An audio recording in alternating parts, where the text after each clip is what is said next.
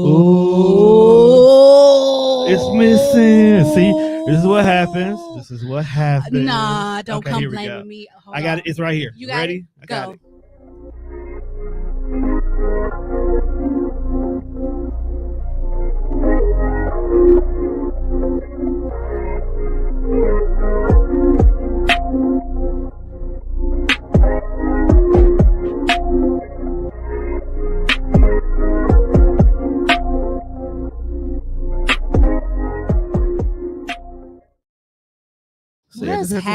What's happening? Don't overtalk me while I'm doing my intro. Calm down.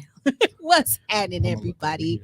Happy Sunday. Happy Sunday. Welcome to Moment with MoeSghetti, your mental health and wellness podcast. I am your hostess with the mostesses, your auntie, sister, cousin, best friend who's always coming with the realness, MoeSghetti herself. Da-da-da.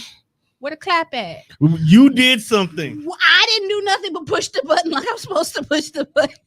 It was just it was you. All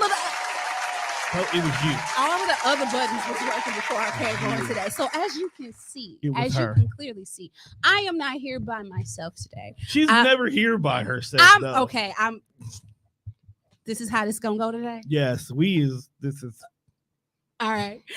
So I record here live at the TDR Tone Deaf Network space, and the person to the side of me who was throwing me off my game. This is my fault because I asked for this to happen. She did. Sitting on the side of me, helping me make my way through this podcast today is none other than Mr. Tone Deaf himself. I'm give a clap for him. Clap work that. My buddies know who should and shouldn't work for it. Look, I pay for my studio time. You I don't do. know about everybody else. Okay? You do. Religiously, on time. Never have to complain about you. We'll see about next month. Anyway, so you're gonna work it off, so we'll be fine. We'll be all right. So yeah, I got Tone here to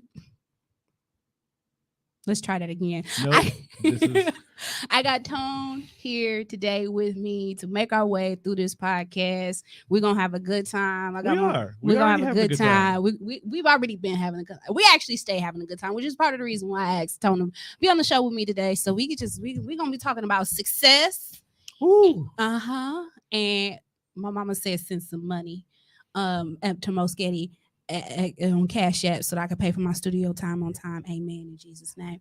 All right. So before we get into talking about success today or whatever it is that we may get derailed and end up talking about, let's get into the church announcements for the week. I feel like I need a theme song for church announcements. I'm gonna get you one. Do you want it organ? Do you want it how do you want it? Organ. I mean, we sing a cappella at my church, so I feel I knew it. What are you? So maybe no, Kojic loved them some music instruments. That's what I'm saying. Like I come from a Kojic world, so I got a whole breakdown of Christ. We over there singing, singing and making melody in our hearts. Okay. It's lit though. Like I'm not saying it's not. You come through sometimes. I don't do my because you be hearing me sing around the studio, so this is I be doing my church tours.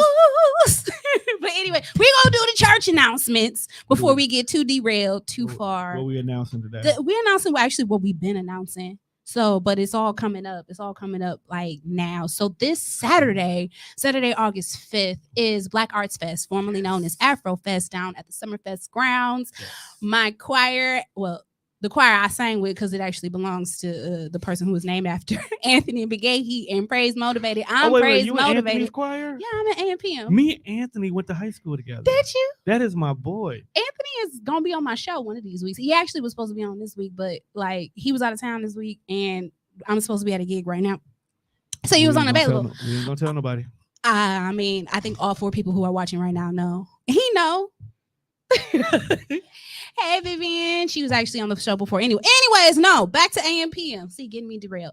AMPM will be at Black Arts Fest this Saturday. We'll be on the Miller stage, the main stage, at 1:30. So come on out. If you've never seen AMPM before, we are a dynamic, high energy gospel choir. Mm-hmm. I'm looking forward to being up there sweating and giving it my all. You gonna be at Black Arts Fest? You know what?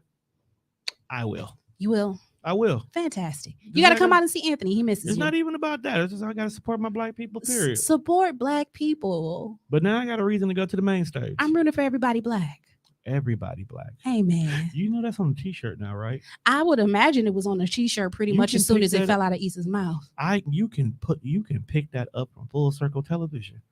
They Oh, sell that shirt. It is a nice shirt. If you see that around the city, that's who got it. that's who got it. Full That's Circle how got it. Television Full got that Circle t-shirt. I'm gonna Television. have to get that t-shirt because I like Hit that. up Kayla Lewis Allen if you want one. Amen. Look at him She be plugging, here- she be dropping. here in the Sherman Phoenix. Hey, that's what's up.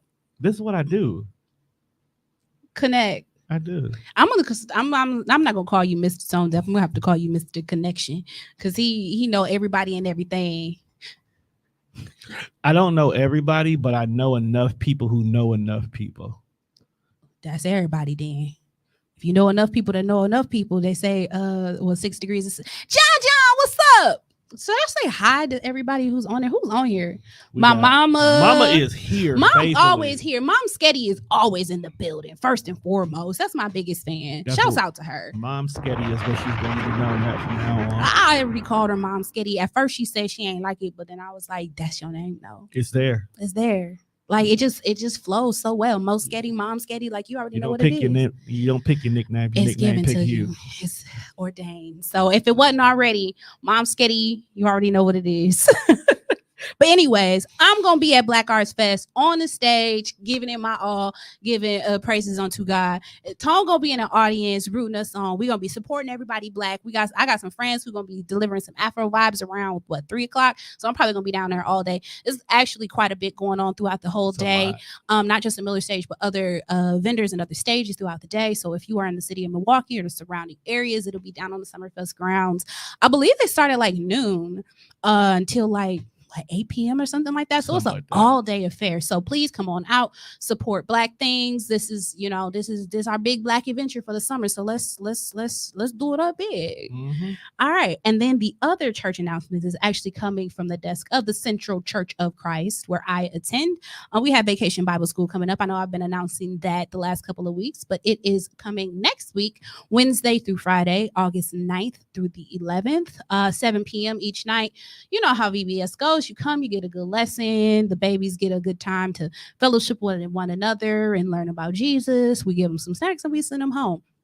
At the end of that week, on August 12th, that Saturday, we are having a community cookout. We will be distributing school supplies for free. We'll have free food. We'll have games. We have a basketball tournament, 303 tournament that'll be happening that day. So if you can hoop, you're trying to earn you a little gift card or whatever it is, whatever prizes or whatever we're giving out that day, come through. It should be What day a is that again? fantastic time.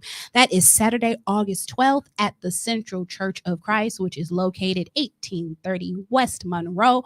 It is just south of North Avenue on 18th Street, from 11 to 3 on Saturday. So are you trying to get me to 12th. like cancel all my Saturday plans? I mean, that's up to you. Because like I heard free food, so you had me there. I mean, burgers and dogs is be where it's at. I mean, free food will always be where it's Free at. food, free fun. It's for the kids too. It's for the community. It's called a community cookout. So the kids, All right, so you really have me at grown-ups. community. yeah, it's for everybody. So come on out, support. There is still time if you would like to make a donation towards the cause, to send your donations over to Cash App them to Central COC if you would like to make a donation. If you as an individual would like to make a donation, or if your company, your organization, small business, large business would like to make a if the TDR network want to make a donation, that would be nice. Would like to make a donation towards the cause, let us know. You can send it over to our Cash App. Just please make sure that in the forward that you indicate that it is for the cookout. And then all the proceeds will be going towards just making the event bigger, better, making sure that we have enough school supplies, that the bags are nice and plush, that the bounce house is nice and big, and that we have a great time. We will have a great time. We'll have a fantastic We'll have a time. great time. So with that being said, I think those are all the church announcements I'm gonna drop for the week. So we gonna get into. So you do this. I don't do this. Should I look at you or should I look at you? Look at me right there. Yeah, but you sitting here though, so it's like Okay, so this is what we'll do. uh-huh. All right, see this? I'm at an angle. Uh-huh. That's how we gonna talk. Okay. That way you can still be camera ready, uh-huh. which is really good. Are you good at being camera ready? Ding. Okay. And you can talk to me. What's up? Work for you? I don't know. Cool. Anyway, so we'll get to it. So today we're gonna talk about success. We're gonna talk about success. We're gonna see this where this conversation goes. Because we were actually kind of talking a bit about success before we got on. Right. Before we got on today. Right. Because if you are in the Milwaukee area, if you're a part of TDR, if you know anything about Tone, he's been advertising for a while the Tone Deaf kickback that occurred last night. Yeah. Which you say was a really successful event. Claps.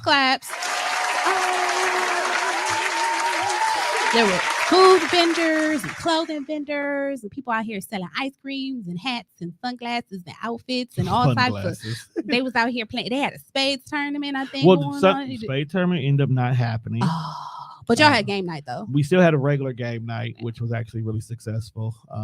I think the fact that it was a lot going on in the city yesterday, that kind of derailed a few of the things. But I'm kind of glad we also didn't have the spades tournament.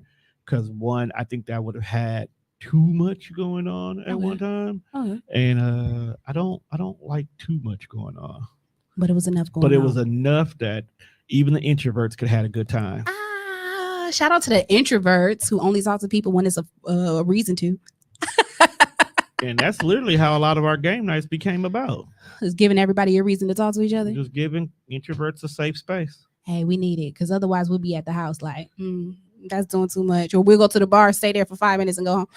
But anywho, so you had that last night. And I one of the reasons why I continuously plug the Vacation Bible School and the church cookout that is coming up at my congregation, it is because it is a community event coming out of my church. But specifically, I am in charge of planning the community cookout this year. And so I've been putting a lot, I've been putting a lot of time and effort into that. And so I'm trying my best not to stress in order to make this thing a success. Please do not stress. That is the number one thing I learned this weekend about throwing an event. Because normally when I do things like this, it's always a small, more intimate thing that I do as either an anniversary of TDR every year, or I do it as a thank you for being a friend, traveling down that road and back again. A friend.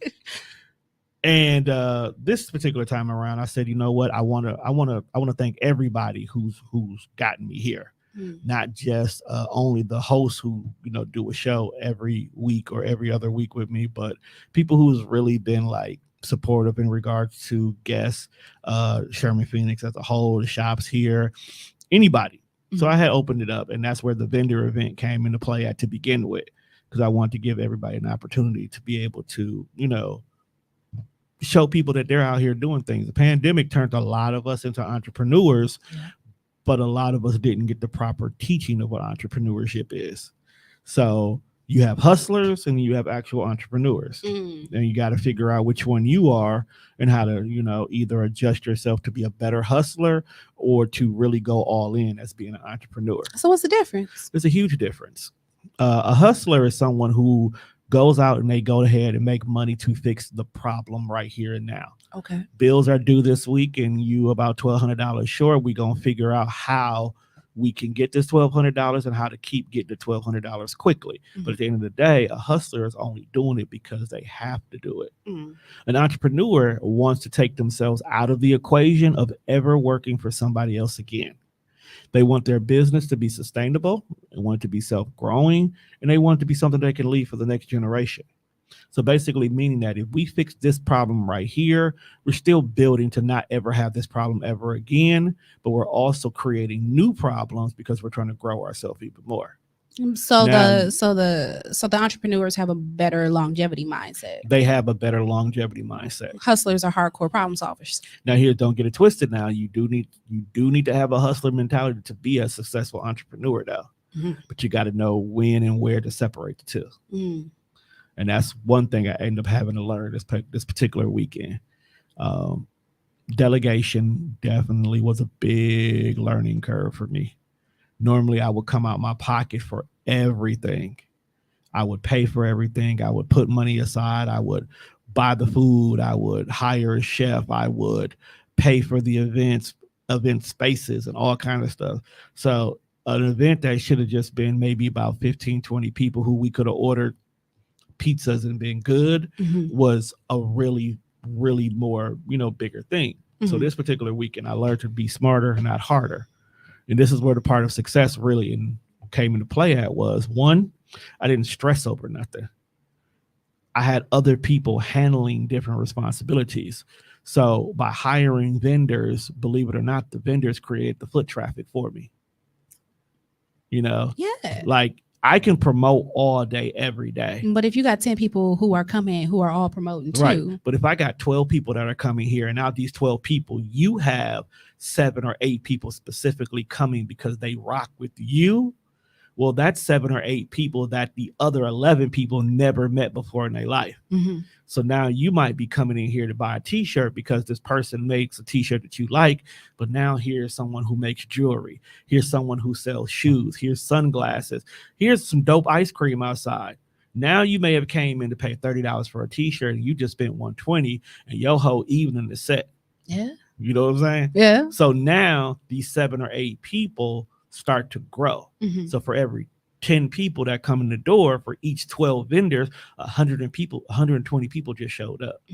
So now you as a vendor, you have 120 opportunities to make a sale. Not just make a sale, but like depending on what you're connection. depending on what you're selling and what you're doing, making a Right. connection, making a relationship. Because depending on what you're selling, that if it's ice cream, like you trying to make relationships with your ice Right. cream business, because I'm gonna need ice cream every time it's hot, Right. maybe a couple of times. And I'm glad you went to the ice cream one, because success doesn't always necessarily mean that you sold out that day. Right. He came through to sell ice cream, Mhm. right? But while selling ice cream, he now had several people specifically asking for vegan options. Mhm. Vegan options was never something he put into his head. But then when he noticed these 120 people, I don't know what the actual number were for everybody listening. 120 just as easy for us to talk about with. Right. Easy to communicate with. But out those 120 people, 25 of them want vegan options. Yeah. I mean, and if you don't know right. that you even have a market that right. large for saying. something So like you that. just found out that about 20% of the people that came through this door want an option you don't have. That's 20% of profit you just missed out on. And then on top of that, like, I mean, we talking about the vegans, but the lactose intolerance right. didn't need to be eating ice cream in the first place. So when they find out it's a vegan option, there was some lactose intolerant people who risked it all. Yesterday. I know we risk it all, but we don't always want to. Think about that. You think of the non-dairy So when you don't options. have to, that's another sale that the person who did not want to risk it all, right, decided to come so around. now the opportunity for him to get into a new market that he never thought about getting into. Now you not only do you sell ice creams that are popular amongst us, but now you have a whole different demographic of vegans. I told him you start off small, maybe not have 27 flavors of vegan ice cream, maybe these 25 here. It's like, well, I don't have any vegan ice cream. Well, what kind of flavors do you like in vegan, or where do you go get your options for? What have you been told? So now you're researching, you're building your brand and you're networking, because it went from, hey, dude, you have this and you should add this, to, you know what, bro, you should look at getting a brick and mortar space. Let me introduce you to insert person with building here. So success ain't even always what you came out to do in the first place. It's never what you came out to do. No successful person got successful with their original idea. Everything has to evolve. Everything has to change, because the needs and demands have to change. Remember, about 5 years ago, we went to the mall for everything. True that. Now it's all about boutiques, markets, and pop-up shops. And so malls are dead. So how do you evolve your business to match that? Or maybe you get smart and you realize that the market is shifting and you create these necessary spaces now. Right. So now maybe we need to create our own market space where we can have rotating vendors who can do 3-month tours. Yeah. Like, I have this space every 3 months. I have a new person here. I work with them. I'll get you a business person, whatever that has to look like. So that whole 3 months, you have a permanent location for your business. And you You control get the foot proper traffic. teaching to be an entrepreneur, how to do your budget, to have a profit and loss market. And then now, when that 3 months is over with, now let's get you out here and you're on your own. Mm-hmm. You know what I'm saying? That can be what success look like for some people. Mm-hmm. It doesn't always have to be how much money you bring in. Mm-hmm. Doesn't have to be. So before we got started today, I look. You know, I like a definition. You do. He reminds me of Jeffrey. She's oh, that's mom. Mom said that you that's Jeffrey's my little brother. Okay. You do a bit. Then I like my brother. That's like one of my favorite people. I just said that. Just sat here and did this. You family now. We were family to begin with. Hey, what you talking about, as soon man. as I paid you that first month, y'all we became family. Mom said, "Our Exactly. future lesson: Are you a hustler or an entrepreneur?" Like, yeah. But what I was saying is, you know, I like a good definition. Okay. And so before we started, I looked up the definition of success. Because you know that's I've been asked a number of times in my life what is success, Right. what is the definition of success, and I feel like it's one of those questions that kind of stumps people because I think we conceptually know what it feels like, but we don't always know what we think we know what it feels like. Right. We don't always know what it actually feels like. We know what it feels like when we fail, but what the good definition is the definitions that I saw, the first one was the accomplishment of an aim or purpose. Correct. So basically just making it across the finish line of whatever Right. it is you set out to do. Correct. Now, the other one that I saw, which is an unused way of using success is, because it even said archaic, was the good or bad outcome of an undertaking. So it literally was just the outcome. But I'm glad. Let's stay with that one. Mm-hmm. Okay. I hate that it's considered archaic Mm-hmm. because to me it's the most prevalent definition for success. Because success doesn't always have to mean that I reached the finish line. Yeah. Maybe the goal for me was just being able to go 1 mile. Yeah. I didn't want to go the whole 20 miles. That's a great thing to do if I could do it in the first try. But maybe the fact I made it 1 mile. Mm. It's not the success based on what the event is for. It's just Based on the outcome. event, I quit. But to Yeah. me, I made 1 mile. So now the next time this comes around, my goal might be 5. Right. My goal might be 10. My goal might be 15. It's just making it to your output. It's just making it to my output.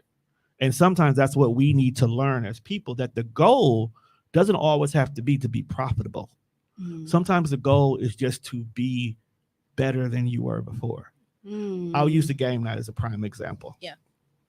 I see people do game nights and events and all kinds of things all the time. And with the help of video and social media, sometimes those events can look massive. It can look like tons and tons of people are there. Right. They zoomed in on 3 really good tables. And it could have been, or it could have actually had 300 people in the building. Yeah. And we were elbow to elbow that day. Whatever the reason for That sounds that, miserable, but continue. we presume that that's what a successful event could look like. Mm-hmm. So anytime I would have a game night and only my friend showed up after putting all this money into it, I would get discouraged the next day. Mm. It's like, damn, I spent XYZ amount of money. It was just these guys. We could have did this at the house. Yeah. But then I had to remind myself that's not the reason I did it. Your output was to gather something. It was to gather people together in a safe space where people who would not have normally come out. Mm-hmm. And every time I would do these events, I would get different people who was like, well, I would have just been at home doing nothing. And the fact I hear that and you decide to come, I have to make myself remind that's success. Yeah. Now my new goal was, how can I do this with spending less money? Okay. Now that was the goal. Premium output. Right. So it was like spending less money. So lucky for me, I'm part of the Sherman Phoenix family. Mm-hmm. So Sherman Phoenix, as long as I'm respectful, follow the rules, take care of my peoples, you can use the space. Okay, that's money I saved right away.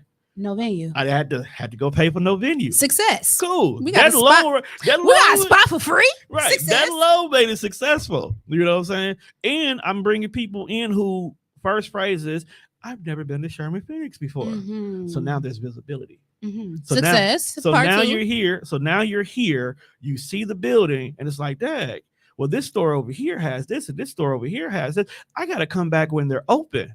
Yeah. Foot traffic. Right. Returning customers. Two. 2 and 1. I'll take it. Hey, Okay. success. Now, and none of that had the people discovering Sherman Phoenix, people wanting to come back to patronize another store has absolutely nothing to do with you hosting a successful game night. Right. What made a successful game night? But it does. Though. It does. At the end of the day, the game night was, the whole day was about come see what Sherman Phoenix has to offer. Okay. And so your output was come see what they came and saw what Sherman Phoenix has to say. And you know what? Thank you for that. Thank you for that. Thank you for that. Because I want to say that my goal my focus as of late with this community cookout planning was to make sure that I had a good event. Mm-hmm. To make sure that, you know, that the food is in order, that the games are in place, like that it's fun, it's colorful. But really, like that never started out as the goal. Right. The goal was always just to draw people to the church, and so for them to experience the church, mm-hmm. for them to experience us as a church family, a church community, because I strongly do believe that we have a whole lot of love to give to each other and to the community. Obviously, Bible teaching is paramount. It's a church, right? But what draws people and what keeps people is the love of the congregation. And that mm-hmm. is something that I'm really passionate about people connecting with. So that was the goal. That was the excitement of even being asked to be over planning this whole thing. And along the way, I lost that vision. And that's what I was going to say. We do that. Once we get the responsibility, we think success is having 300 people here. Mm-hmm. Success is having 30 people who've never been here before. Yeah. Because your whole purpose is I want you to see what my church has to offer. And to be honest, like this afternoon, part of the reason I was late is because me and the young people were out canvassing the neighborhood, handing out flyers for the mm-hmm. event to come. And we've already connected with the community. We've already got a chance for them to experience us. So in essence, we've already been successful at the event. Hey! So Mom says she missed the second definition.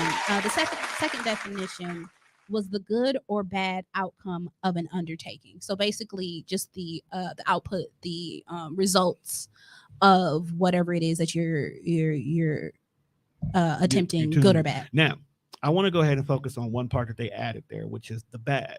Mm-hmm. We don't never look at something failing as being successful, but we have to also remind ourselves that if you get it right the first time, every time, are you really growing? You're not. Okay. So you're just doing stuff you're good at. You're doing stuff you're good at. I have been doing kickbacks for at least about 7 years now. They've been private and they're intimate. And every single one, I felt like I failed. I didn't get the outcome I wanted, right? But every time I went back and what can I do different? Okay, I have these games, but let's cater these games to our people.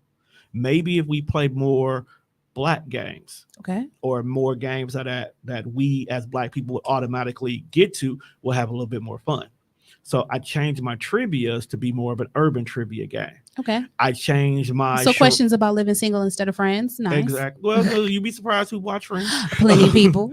You'd be surprised plenty of us who watch Friends. But still, you know what I'm saying? Like maybe if I go out and get a board game of Monopoly, I get the Wakanda version instead of the regular version. Or maybe when I go buy my playing cards for us to play spades, I have Black kings and queens on them. I catered the games to make it feel more like this is for us. Mm-hmm.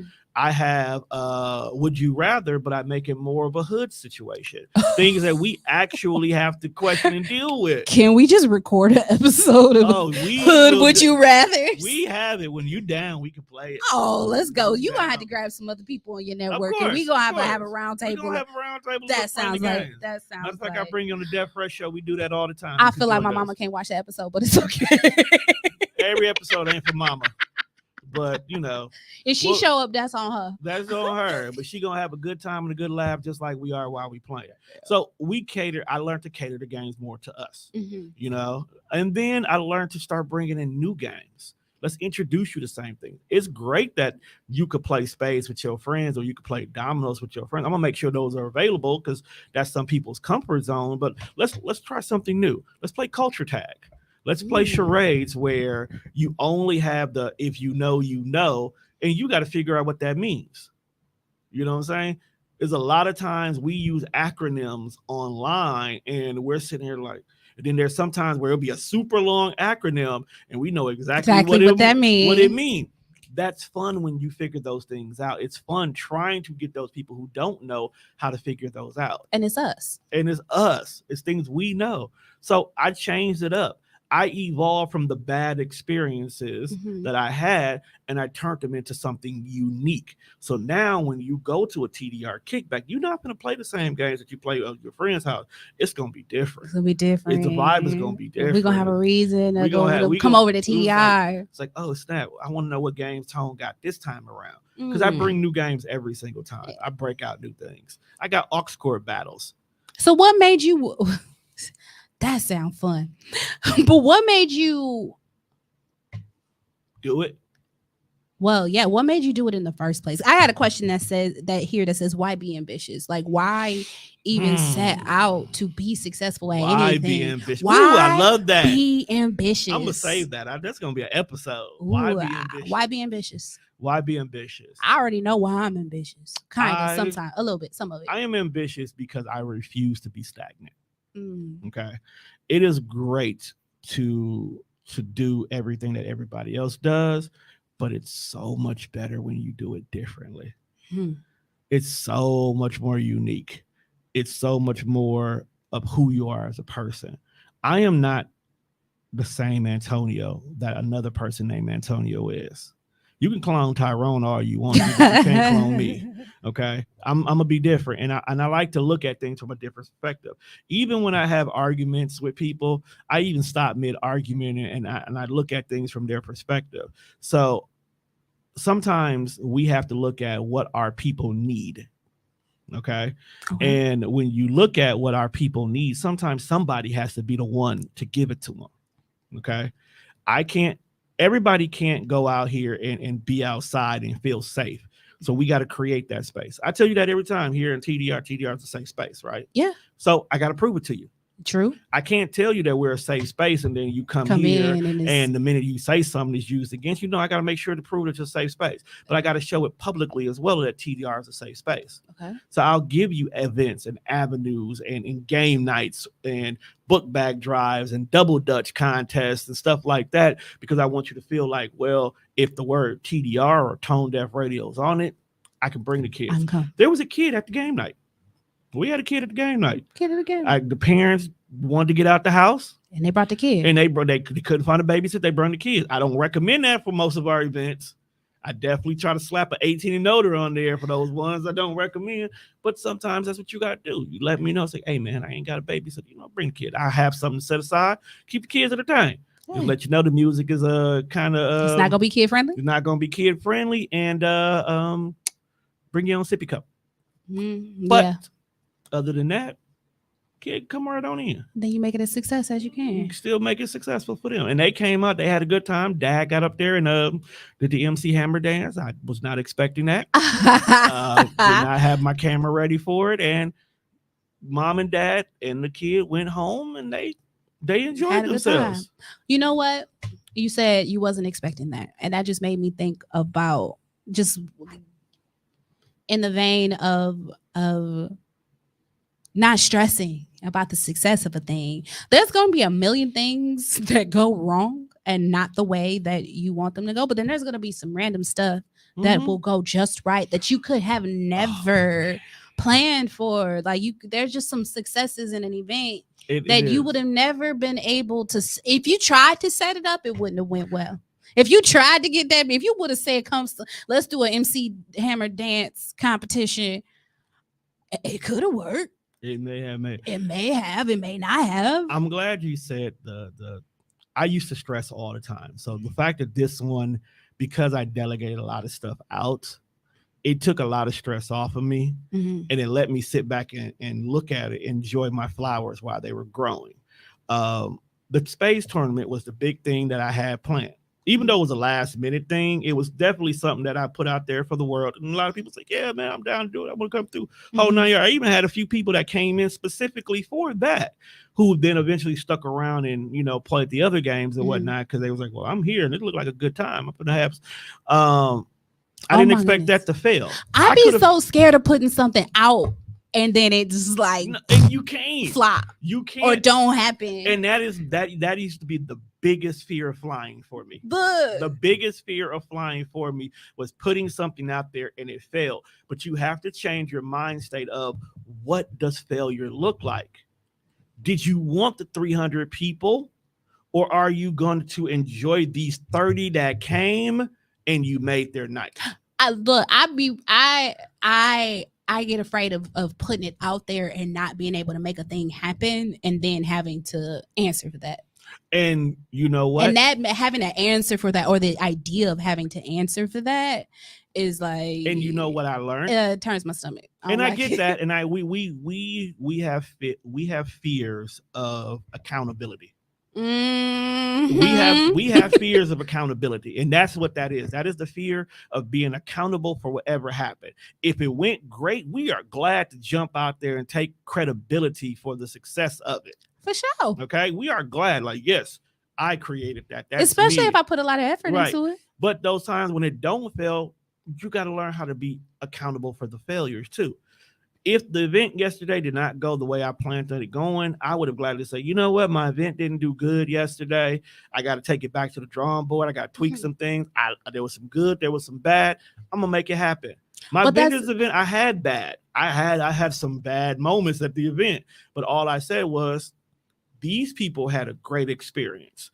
These people had an okay experience. Mm-hmm. These folks had a bad experience. What can I do to keep the good experiences going? What can I do to improve the okay experiences? And let me figure out, do I need to remove the bad experience or maybe readjust them? Take accountability for the success and the failures, and people be like, I'll give you another chance. Okay.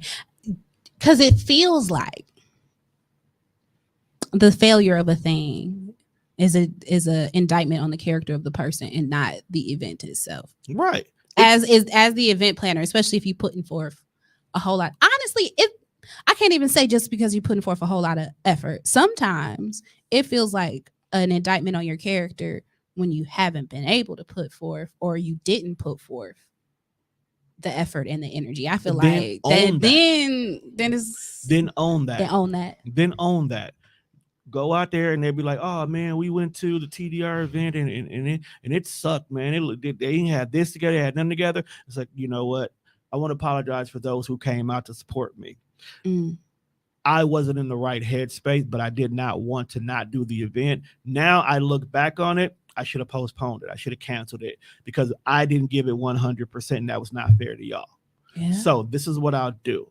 And then make an adjustment to accommodate those particular people. If it was an event that you normally have people pay for, those particular people that showed up, you get free into the next one.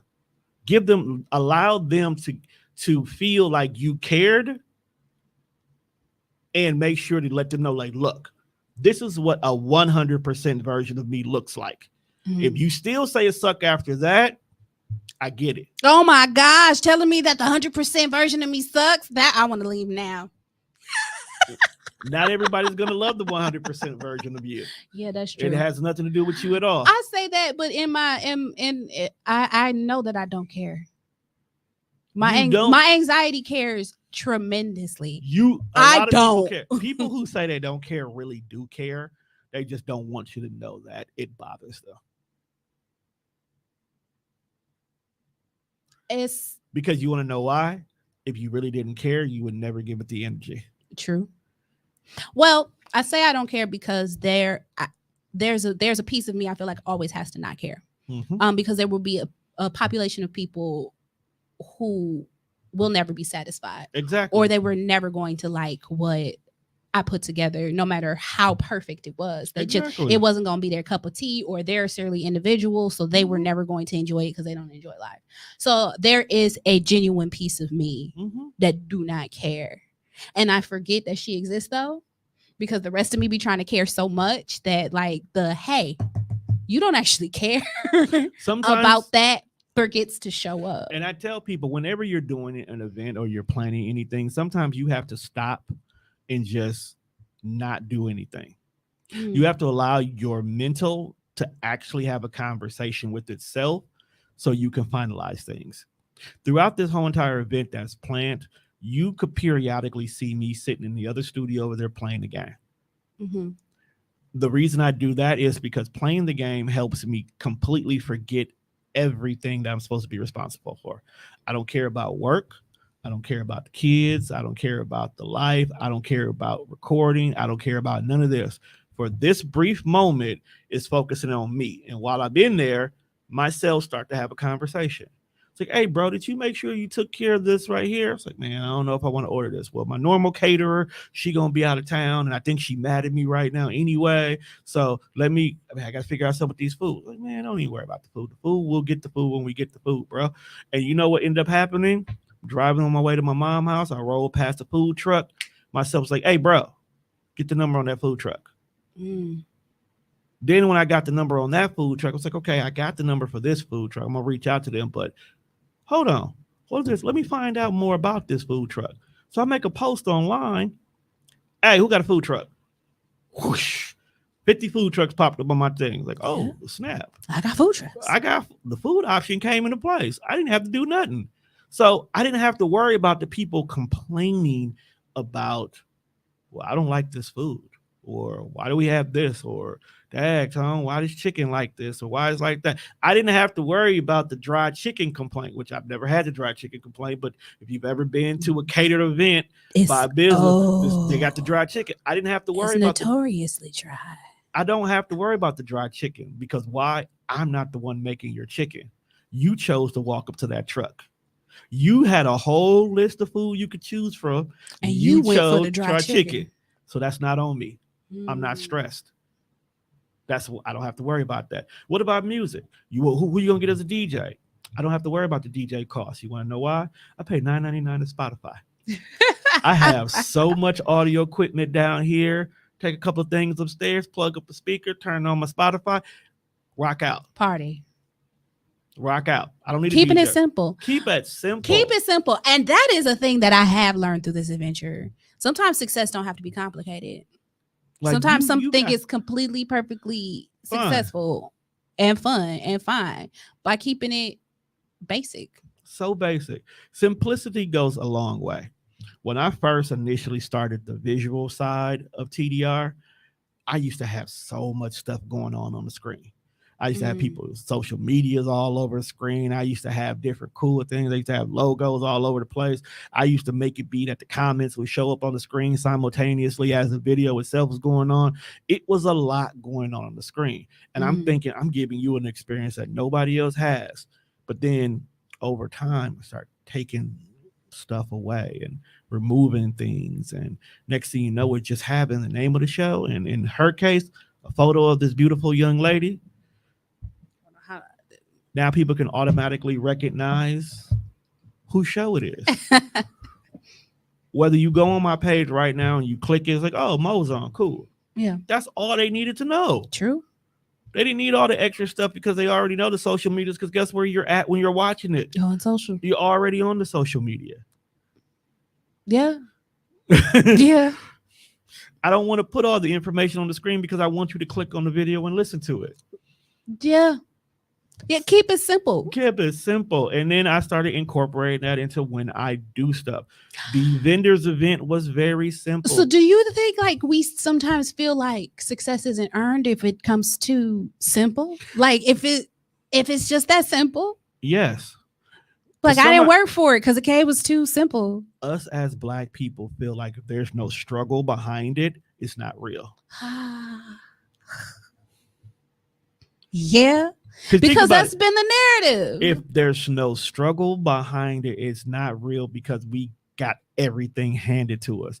Do you know how many times we have looked down on other people because we called them entitled, or always you've had everything handed to you, silver spoon in your mouth? Why is that a bad thing? That is the result of two parents, whether they did it together or separately, that made sure that this person didn't have to do what they did. So now the silver spoon child can make sure that the next group below them, their kids or their nieces Get a and gold nephews, spoon. get a platinum spoon. They want to make sure that nobody, that's what generational wealth really looks like, which is generational success. Right. I don't understand people who don't desire for their children to stand on their successes. Because they feel like when during that adolescent phase, because they didn't have to work for that money, they don't appreciate that money. If I went out right now and won the lottery, there's a higher possibility that I will burn through that money than if I earned $1 million. Absolutely. And that's what a lot of parents who worked for their success feels like when it's time to hand the success over to the child. They feel robbed because you ain't have to work. You didn't have to work for it. You feel entitled. You don't care. But the problem is these same parents don't stop and teach the process to them. If you teach them how we got here, instill the value system, and then value it, and then your level of responsibility. My daughters come here to the studio with me at least once or twice a week. In the beginning, I just used to love to let them sit and play on the mics. I was like, okay, I got to do some sound checking anyway. Y'all go ahead and talk and play on the mics. But then it turned into, now remember, I have a 7-year-old and a 10-year-old. It turned into, let me show you how the camera works, baby. Okay, you see this one right here? Make sure when you're talking about this, look in this camera. But when you and your sister's on the phone, look at this camera. Learning how the cameras work. Now it's like, well, because daddy has this slider turned down right here, that's why you can't hear yourself. Make sure this slider is up here. Or you know how you sound really, really high and you don't want to sound really, really high? Adjust this knob right here. During the process of them just learning to play with everything, they're technically learning the business. Yeah. Now it's to the point where my oldest has already have it in her plan. Well, I'm going to go work a job, but honestly, I'm going to end up taking over the business for daddy. She's already has it in her head. Dope. My youngest is like, you could be in front of the camera. I'm going to be behind the camera. Dope. They've already planned where their roles are going to be. So as I grow this business and grow this brand, hey, when I got to go do an event, I'm taking the youngest with me. Teach them. So she can see what behind the scenes look like. Train up a child in right. the way So they she can should see, go. she can see what behind the scenes look like. That way, when she gets to that age, you sure you still want to be behind the scenes? It's like, I think I want to be in the front.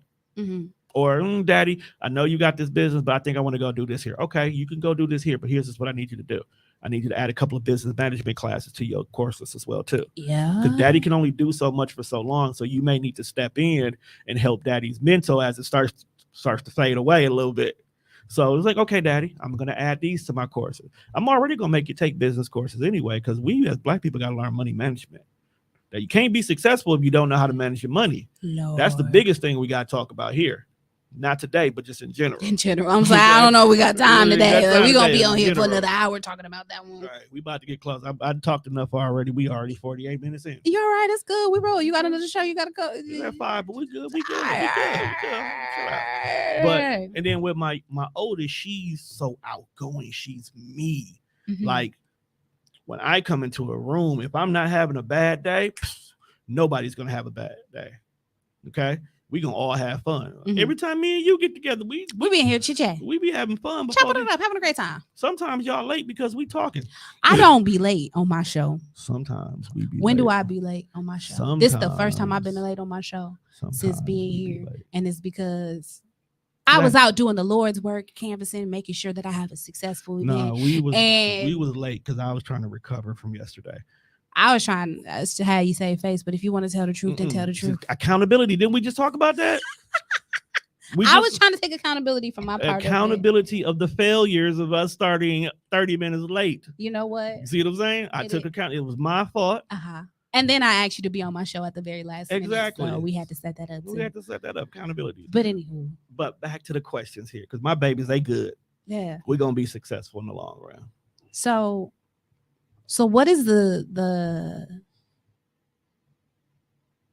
difference between the fear of failure and the fear of success? Ooh, Because I know because we were talking about that a little bit before. They're completely different Okay. things. Give me your definition of the fear of failure. Fear of. Why are they different things? See, No, now I no, gotta unpack it. no. Break. I just did got say you. they was. I got. No, no. It is a difference. Fear of failure. And I'll tell you what the fear of success looks like. I heard your definition earlier, and I liked it, so keep going on that. But fear of failure.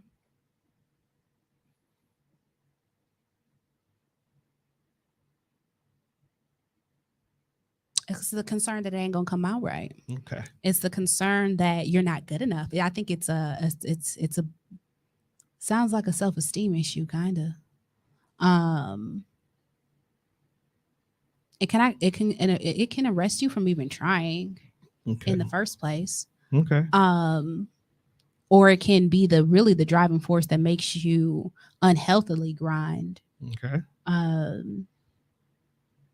It's the fear of, depending on what you're concerned about failing, right? It could be the fear of not being able to eat. Okay.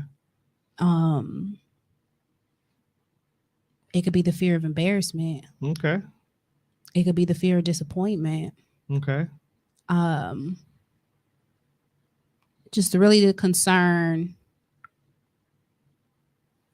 that if you don't go hard, it's all gonna fall apart. Okay. So the reason why I want you to do that, because I needed to waste some time while I found the post I made a couple of days ago. Okay. For those who do follow Tone Deaf, you may have seen me post this. If you don't, it's more of a reason to follow me. I'm gonna read the post verbatim. Okay. All right. Can I be transparent with you for a minute? Go ahead. I'm currently dealing with the common but most often overlooked issue, the fear of success.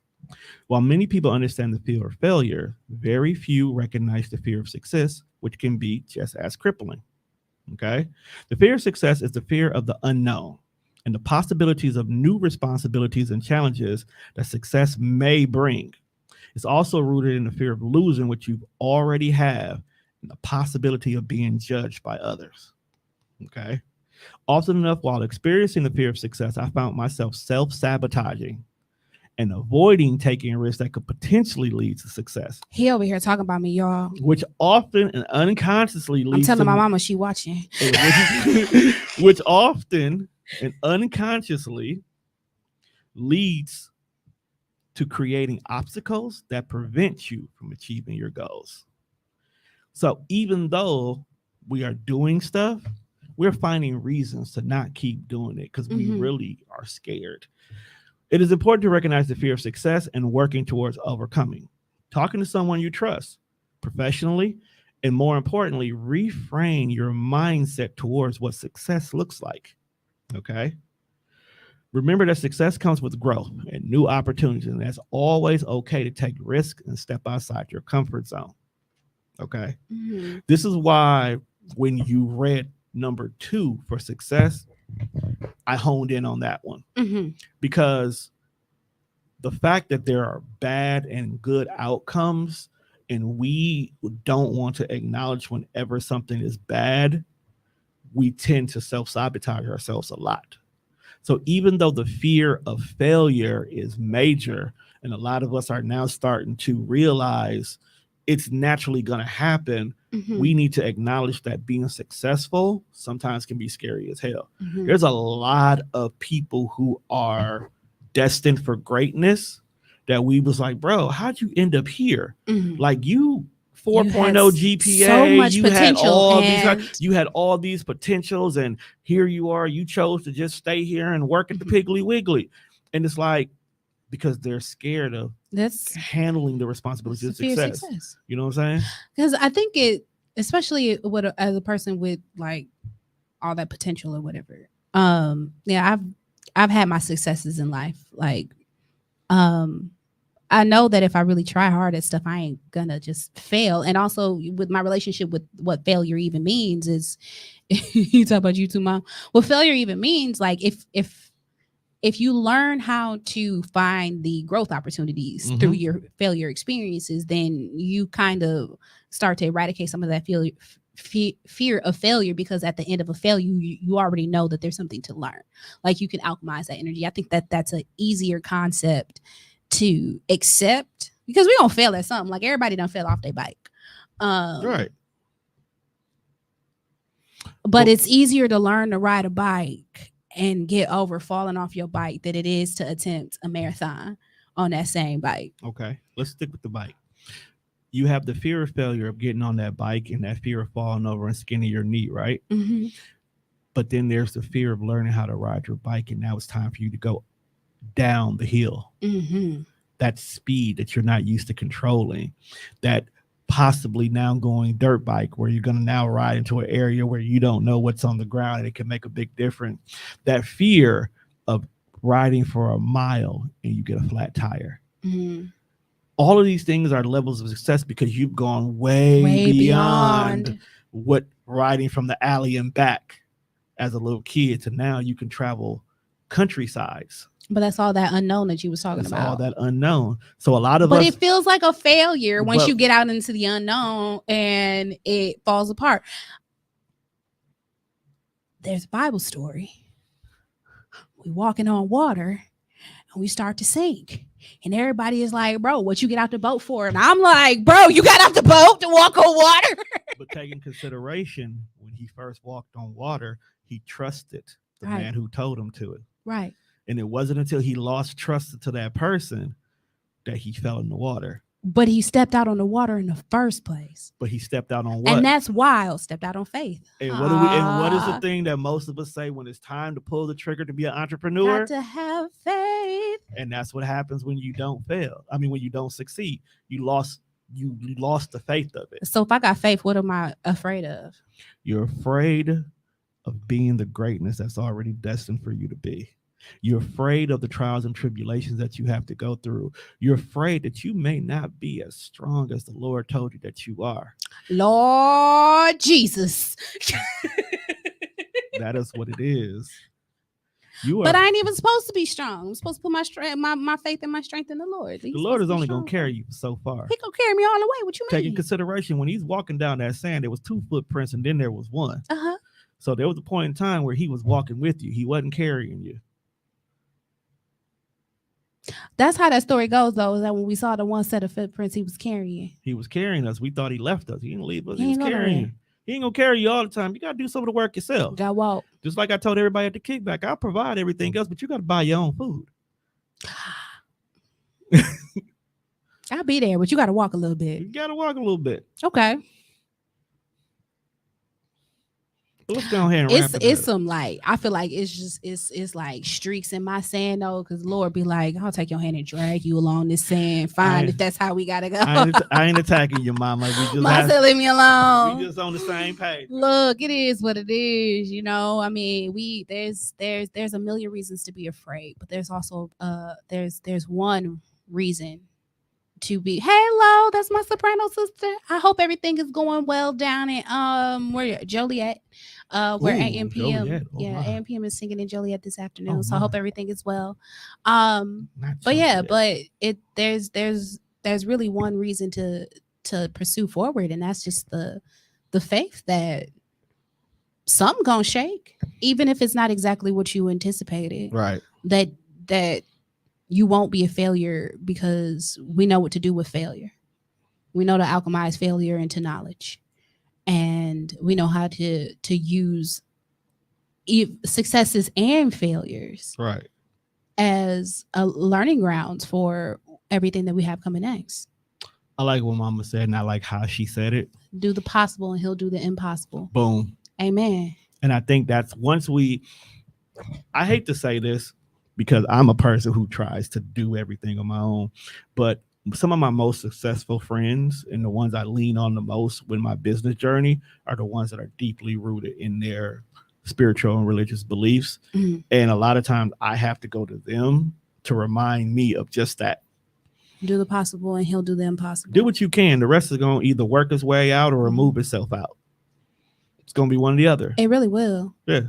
It really will. It just, I think, it's important that we constantly remind ourselves of that. That's why I go to church every week. Like, I know a lot of people have their feelings about the assembly. Right. But I go every week to get fortified because I need that reminder while I'm working that, hey, you got faith. Hey, you got a God with you. You got a higher power working on your behalf. And the only reason why you're doing what you're doing in the first place is because that's part of your purpose, that's part of your path, and that you're supposed to be doing that. If not, you'd be sidetracked to there would be many roadblocks in the way to tell you that you're not supposed to be doing that. And so I need that constant reminder, because when you get into the thick of things, like it's very easy, while trying to figure out what food you're gonna have, Right. Or trying to figure out like how many people have what games I'm gonna have for this event. Like it's easy to lose sight of, like I said in the first place, my whole point of even organizing the community cookout is to draw the people to the church. Right. Your whole point of the kickback was to draw the people to Sherman Phoenix. We're all just trying to draw people into places where they can feel safe. Exactly. And find community and find love. And when you're in the thick of things, you forget. But having that community that's there to constantly remind you and hold you up and keep you in place will help you make sure that you continuously build your success. Exactly. And that is why I feel like last night, well, the whole day period was the most successful, because I had people constantly reminding me, bro, if you didn't do this, this crowd wouldn't look like this. If you didn't do this, this person wouldn't have met that. If you didn't do this, I wouldn't have had this sweet potato muffin. If you didn't do this, it was so many different things that if you didn't, and it was like, that's my validation. I can care less that I spent whatever amount I spent on it. At the end of the day, that validation, those connections, that networking, that sense of safe space, success. Happened. Success. Hey, look, village work. That's what I'm talking about. But better me, better we. So. You get past yourself and press forward with the things that you're supposed to be taking care of. And there are countless numbers of people who you could touch and impact their lives. I've had people who I've had small interactions with, and it's had crazy ripple effects in my life. And, that's what I set out to do too, with the work that I do here on this podcast, with the work that I do in my professional life, with the work that I do out in the community. Even on my day to day, with just encouraging people as I go along the way, is doing the small things and not being afraid about being successful about them. Not even, sometimes you got to step back and not even care about what the overall success about it is going to be, because you're planting seeds and starting things that could yield just a greater, bigger, stronger outcome. Dang, that's good. That's great. That's great. That's great. That's great. That's great. Is we finna wrap it up? We finna wrap it up. Let's wrap this up. All right. Pray with me. Go ahead. Dear Heavenly Father, I thank you for this day. I thank you for this opportunity, this conversation in this space. I ask that you be with us. Keep our minds stayed on faith, stayed on you, stayed on success, stayed on prosperity, stayed on drawing people to one another so that we can have bigger, stronger, better villages. I ask that you be with me, be with Tone, be with the Tone Deaf Network, and everybody who is affiliated, that we may all see the successes and the growth and the changes in our own individual avenues, and that we use it to build each other up and build up the collective and build up the kingdom. In Jesus' name, thank God. Amen. All right. This has been a little bit of a different moment with MoeSghetti, but I absolutely appreciate 100% my producer and today my podcast partner, Mr. Tone Deaf, for sitting with me today on the network. I really appreciate it. And I appreciate those of you who watch this week and every week. And of course, if you want to give me a little financial appreciation for my time here today, go ahead and hit the Cash App, #, MoeSghetti. Don't worry about paying Tone, okay? You pay me, I can pay my studio fees. He get paid. I mean, if you want to send me money, I'm not gonna say no either. If you want to send him money, you're not gonna say no. But no, but seriously, I appreciate you guys spending a moment with me. And I'll see you next week. Go ahead, Tone, take me out.